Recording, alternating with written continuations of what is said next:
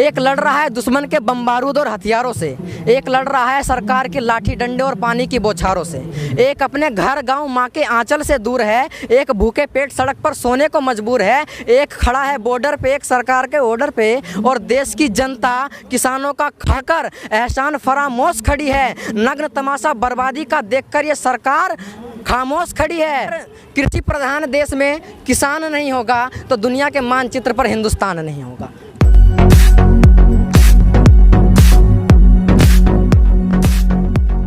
Ghazipur border पर इस वक्त मैं मौजूद हूँ। किसानों का आंदोलन लगातार जारी है। मेरे साथ एक युवा शख्स हैं जो 9वीं क्लास के छात्र हैं। अभी अभी ये स्टेज से भाषण दे रहे थे, तो हमें लगा कि आप लोगों तक इनकी आवाज़ ज़रूर पहुंचनी चाहिए, इनसे बात करनी चाहिए। सबसे पहले आपके बारे में मैं जानना चाहता हूं, कहां से आए हो और क्यों यहाँ आए हो, कहां तक पढ़ाई की?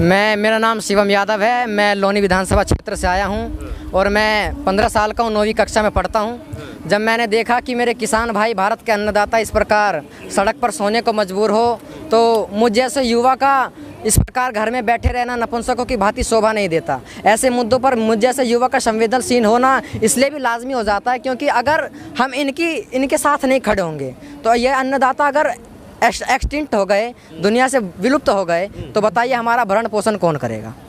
पर शुभम, आपको पता है ये तीनों कानून जिनका ये विरोध कर रहे हैं, या आप कहने में आप आ गए यहाँ तक? नहीं, मैं किसी के कहने पर नहीं आया। मैं एक राष्ट्रवादी विचारधारा रखने वाला व्यक्ति हूँ और मैं किसी के कहने पर बुलावे पर नहीं आया। मैंने देखा कि जब मेरे भारत देश के अन्नदाता इस प्रकार सड़क पर सोने को मजबूर हों, तो मैं, और ये आपने कानून की बात करी, मैंने कानूनों को समझा है, पढ़ा है, लेकिन मुझे उतना समझ में नहीं आया।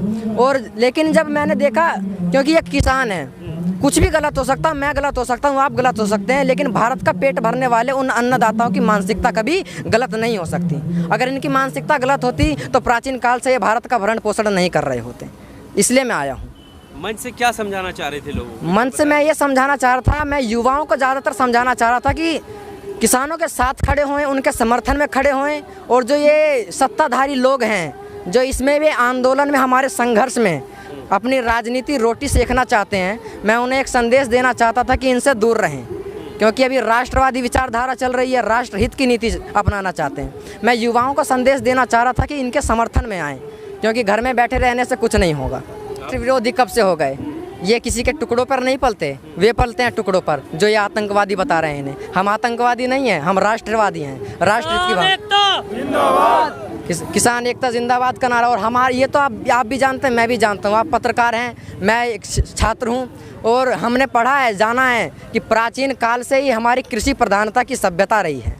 लेकिन अब जो कुछ समय से हमारी कृषि प्रधानता की सभ्यता का सरेआम सत्ताधारियों द्वारा बलात्कार हो रहा है, तो मेरा इस मुद्दे पर बोलना आवश्यक हो गया था, इसलिए मैं आया यहाँ पर। वो तो मजबूत करने की बात कर रहे हैं। हाँ। कृषि प्रधान देश, वो कौन सा खत्म कर रहे हैं? वो भी तो कृषि को बढ़ावा देने के लिए ये कानून ला रहे हैं। तो मैं बस एक छोटा सा सवाल है, सारी बात यहाँ पर क्लियर हो जाएगी। जो सरकार, जो ये लोग हैं, जैसे आप प्रवक्ता बता रहे थे, ये लोग अगर किसानों तक अपनी बात पहुँचाने में असमर्थ हैं, तो उनका हक दिलाने का सामर्थ्य कैसे जुटाएंगे? बताइए। अपनी बात ही उन तक नहीं समझा पा रहे, उन तक नहीं पहुंचा पा रहे, यही नहीं बता पा रहे कि ये है क्या, तो उनका हक कैसे दिला पाएंगे? बताइए। अच्छा ठीक है, चल अपने बारे में आप बताइए। आप कविता, कुछ लाइनें भी आपने लिखी है जिसके द्वारा आपने शुरुआत किया है, ये बताइए कैसे क्या? तो मैं तो सबसे पहले, मेरा तो ये मोटो है कि मैं किसानों और जवानों का सबसे ज़्यादा सम्मान करता हूँ। तो मैंने एक कविता लिख रखी है कि एक लड़ रहा है दुश्मन के बम बारूद और हथियारों से, एक लड़ रहा है सरकार के लाठी डंडे और पानी की बौछारों से, एक अपने घर गांव माँ के आंचल से दूर है, एक भूखे पेट सड़क पर सोने को मजबूर है, एक खड़ा है बॉर्डर पे एक सरकार के ऑर्डर पे, और देश की जनता किसानों का खाकर एहसान फरामोश खड़ी है। नग्न तमाशा बर्बादी का देखकर ये सरकार खामोश खड़ी है। और कहते हैं कि ये किसान नहीं है, हमारे संघर्ष को, हमारे किसान भाइयों को, अन्नदाताओं को कहते हैं कि ये आतंकवादी खड़े हैं किसानों के भेष में। अरे मांगे तो छोड़ो, अब बताओ मैं क्या कहूँ इन्हें? ऐसे व्यक्ति को किस प्रकार का दर्जा?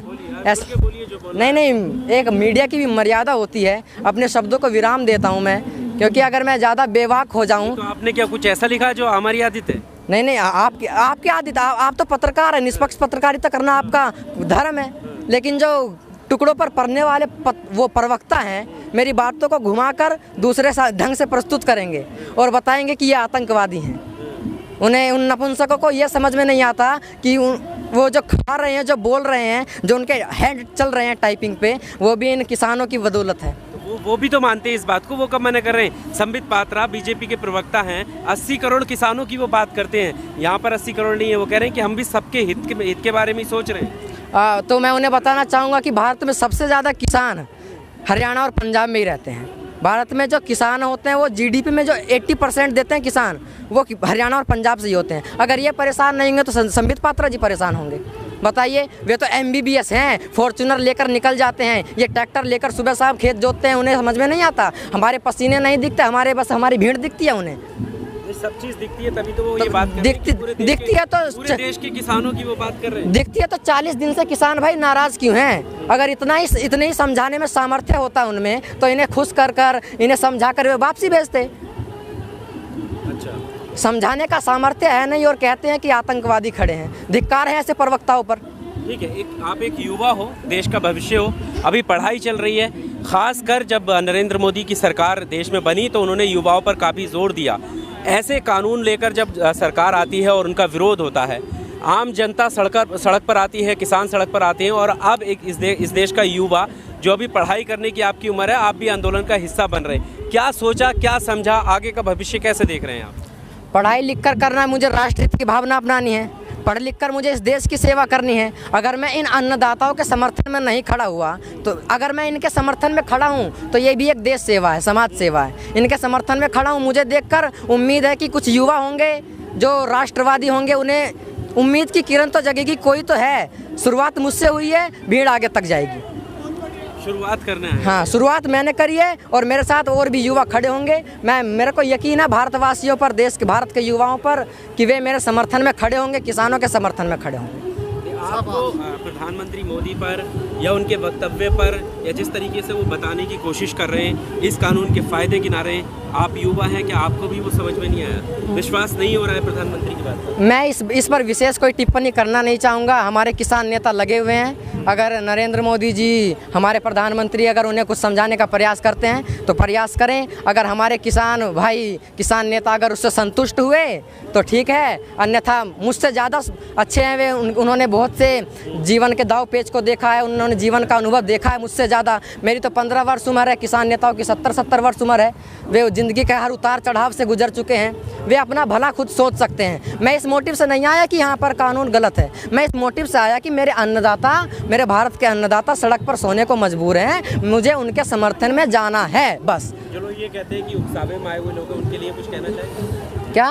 जो लोग ये कहते हैं कि उकसावे में आए हुए लोग हैं, क्योंकि आप युवा हैं, यहाँ हैं, उनके लिए कुछ कहना चाहिए? तो मेरा तो बस एक ही संदेश है कि अगर कृषि प्रधान देश में किसान नहीं होगा तो दुनिया के मानचित्र पर हिंदुस्तान नहीं होगा।